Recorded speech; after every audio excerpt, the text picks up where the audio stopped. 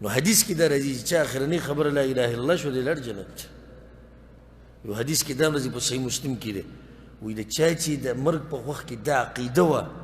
چې نشتی حقدار د بندګۍ مګر یو الله نو چېرته به ځي جنت ته به ځي دا زموږ دپاره زیری دی الحمدلله د موحدینو دپاره خوشحاله شئ موحدینو چې کوم سړی په توحید باندې مړ شو او د الله سره چې ته شرک نه یې کړی دا سړی به جنت ته ځي نو لا اله الا الله خدا الله نصیب کوي من هر چا ته لا اله الا الله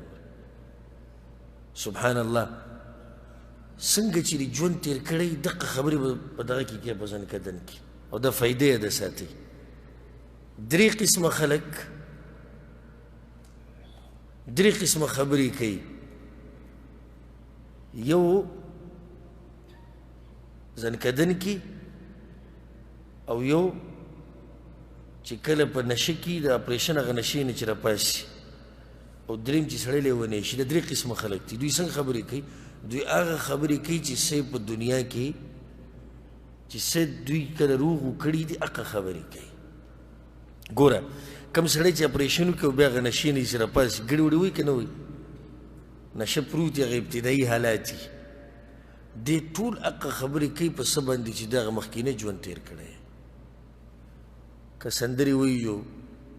سندري شروع کی که شعر و شاعري سره شوقي تاسو به نن سبا ویډیوګانې خو نن سبا عامې شوي تاسو لیدلي یو نیم په کټ کې پروت دی تلاوت کوي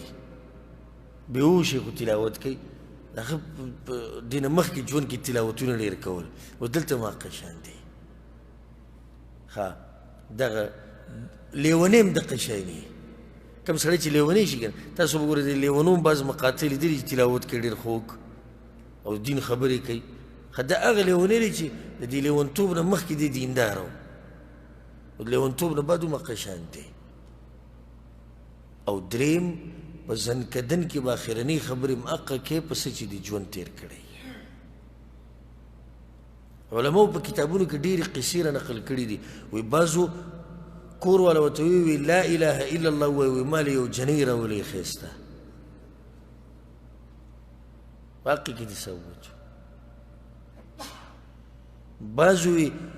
بچو ورته وي بچو د یو عالم قصه کوله وي زه ورته ولاړم وی بچو ورته وي پلاره کلمه ووایه هغه وایي چې سګرټ راوړئ مرم پسې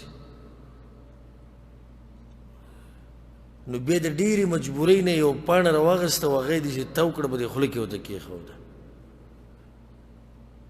چې څنګه ورته په خوله کې کېښوده ساعت یې ووتو هغه پاڼه خوله کې پرته وه سګرټ په شان بعض هغه دي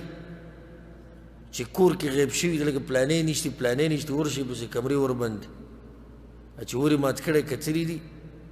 هغه ته فلم لغړ لګېدلی دی یا په موبایل کې یا په ټي وي کې او د هغه نه ساه وتی دی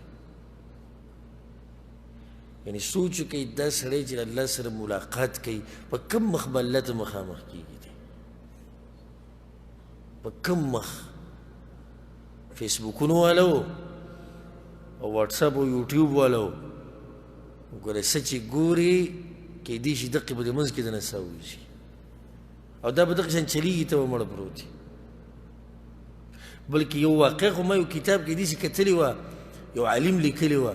چې یو ځوان هلک چې کله غیب شو کور والا پسې ګرځېدو اخره کې هغوی د حمام د باتروم دروازه ولې دا بنده وه چې هغې پسې ماته کړه هغه لغړ پروت و فلم ورته په موبایل کې لګېدلی او په لاس باندې خپل شهوت پوره کوو نو هغه لاس یې په عورت له پاسه پروت و خو دا مې عمر کې دی لاس په عورت له پاسه او لغړ او په باتروم کې او مخامخ ورته لغړ فلم په موبایل کې لګېدلی نه خو چلېدو روان